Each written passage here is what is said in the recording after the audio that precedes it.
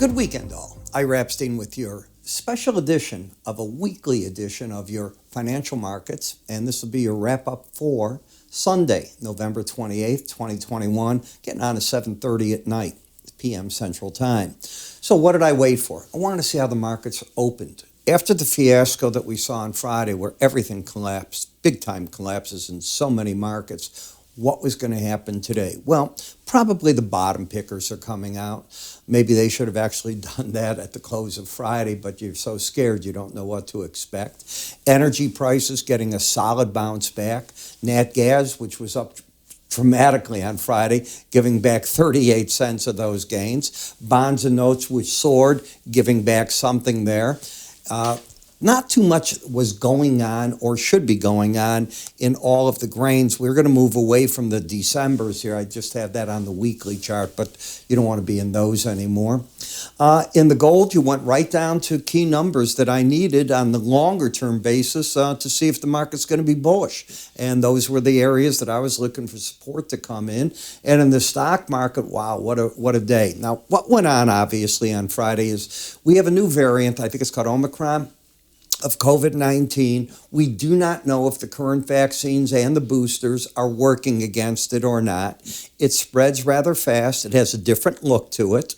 They're already able to write code against it. In other words, with the way that they write the vaccine codes, the new way that they do that, they could have a vaccine out in about 100 days for it. But the question is, are the shots I know I've had and many people I know have had, are they going to be effective against it or not? And it scared the market. What does it do? Well, it gets OPEC, which meets this week, probably saying, hold on, we told you we'd put out more oil, but we didn't expect to see a 12% decline in one day on it. And if this is a new variant, what's that doing? You want us to put 400,000 barrels more a day out in December, and yet the United States, which with its allies, are releasing oil reserves, we have to rethink. And that's exactly what they said over the weekend. They've pushed back the date to tell us what they're going to do to Thursday or Friday of this coming week. They were supposed to tell us on Tuesday. So they've pushed everything back. Well, that's just the tip of the iceberg. You're going to see this everywhere. Is the Fed going to taper as fast? The Fed has always said they're very concerned about what's going on with the COVID, and that could be a wild card, and here's the wild card. So should this variant, and we find that the vaccines that are out there that we've all taken, or many of us have taken, might be better grammar, not be that effective, what does that do for all that? That's the state of flux that you're in. I don't have an answer for it, but the markets had to absorb it on a day in the U.S. markets where trading is ultimately very thin normally. Most of the firms have what we call skeleton crews. You don't have your normal staffing in place for what happened on a day like that. Just go back and take a look. You don't see this typically, but it happened. Thank God most things today are electronic and you can handle it. Otherwise, it would have been even worse. Go back 15 years when everybody was picking up phones, take orders. Not going to be a day that you'd be happy with. On the monthly chart, we're still up. Here we are on the 28th, and we're still up for the month. You wouldn't think that. I know it. But on a monthly chart, you're still up about 0.6 of a percentage point. On a weekly chart of closes, the market is making back a little bit of the ground. It did lose for the week, if you look here, 2.1%, most of that decline coming on Friday. And it's making back about a third of that early on as we're looking if the market were to settle right here. You can see on the daily chart, a lot of action to the downside. You now have a higher high, lower low that is not a trend. Support in the markets back at the 45.19 level approximately, the 18-week average of closes, and the resistance of the upper Bollinger Band did its job. It restrained the market, and the market is now pulling back, and if it loses the embedded reading, that's if it loses it, because I want to take you. Here's the close that you had on Friday. It was still embedded. If it loses it by the end of the week with a reading under 79, then I'm going to look for the market to back off to 45.19. If it doesn't lose it, it's withstood tremendous amount of pressure. You could be right back up to those highs. You can't make a decision if you're a weekly trader on Sunday night for where you're going to be on Friday.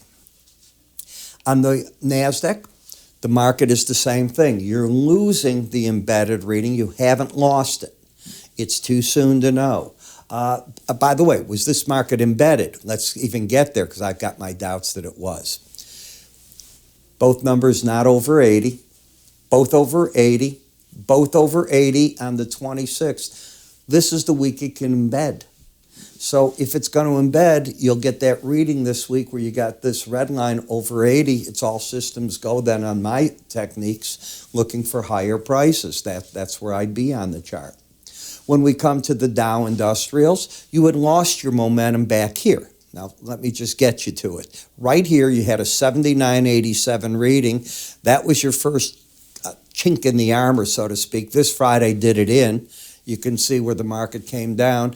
And if the market wants to do anything, it probably is going to play at the 18-day average of closes, barring any further bad news. You're still in an overall trend that is up.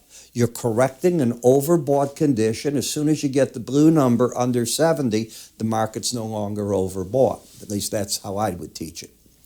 In the Russell, you never did embed. You've corrected an overbought condition. You're already out of it. You've got no numbers over 70. Bigger trend is still higher lows, higher highs. Any close over 22.73 will be bullish this week on Friday. When I take a look at the 30-year bonds, you have a pattern of lower highs, higher lows. That's not a trend. Going sideways against the 18-day average of closes. Very neutral chart right now. 10-year notes is still in the bear camp and oversold, and it's been staying there oversold for quite a while. The rally didn't even carry to the 18-week average of closes, still in the bear camp there. Dollar index has maintained its bullishness with its embedded reading. It's had this for a while. It's when both numbers get over 80 on this. Now, at the end of tonight's video, I'm going to show you how you can get this charting course of mine for free. I only do it at certain times of the year. This is one of them. So you're going to want to stay tuned for that. But you need 3 weeks in a row over that. You have it. So as long as you stay embedded, you're still looking for higher prices. But I also teach that you never buy over an upper Bollinger Band. It's where you're taking money off the table, not putting money on it, looking to buy the break in the market, which still to me looks like it should be bought until you lose the embedded reading. The flip-flop of that's in the euro. You have a bearish embedded reading. I'm looking for people to want to sell this market on rallies unless you lose the embedded reading with the red line closing over 21. In the Canadian dollar, the overall trend is higher low, higher high. You've been under the 18-week average now for a couple weeks in a row. It has not been in a buy mode with that because of it. If you take out this number back here, that would hurt. In fact, you'd be out of the uptrend, and you'd have to do that, get underneath right here. 77.53 would be the number. So until you hit that, this is a fancy pullback, but you haven't done the damage to the chart that you need to do. If it rallies, resistance back at the 18-week average of closes. The Japanese yen, each challenge of the lower band has resulted in a bounce away from it. It has not embedded. So the big bear play ended, I think, back here when the market got over this number. It was right through there. And now it's looking for what to do. And obviously it was a safe haven buy on Friday. Will it hold on to that? Bitcoin did not do that on Friday.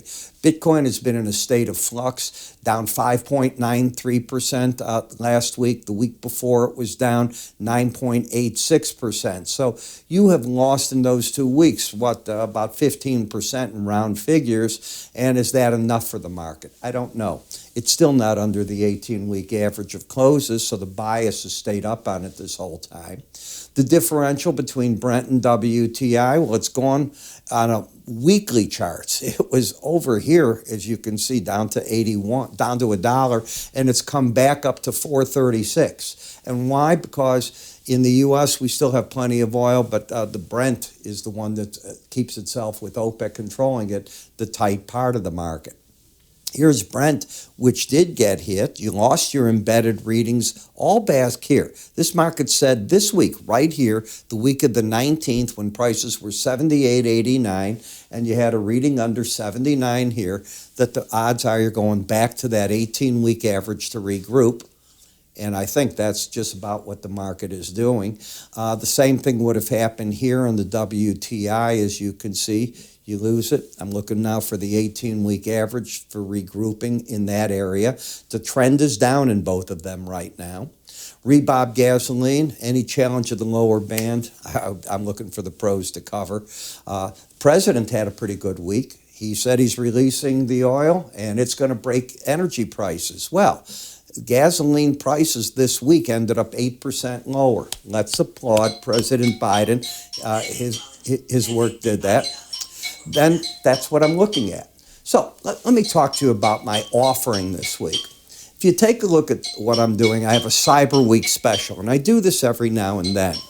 If you want to subscribe to a 1-year subscription to any of my services, a brand new subscription, I will give you either my charting course for free and or the, I'm sorry for the ringing in the background, or the enhanced Bollinger Band course. Your choice. You can tell us when you want to start them. You need not start them now.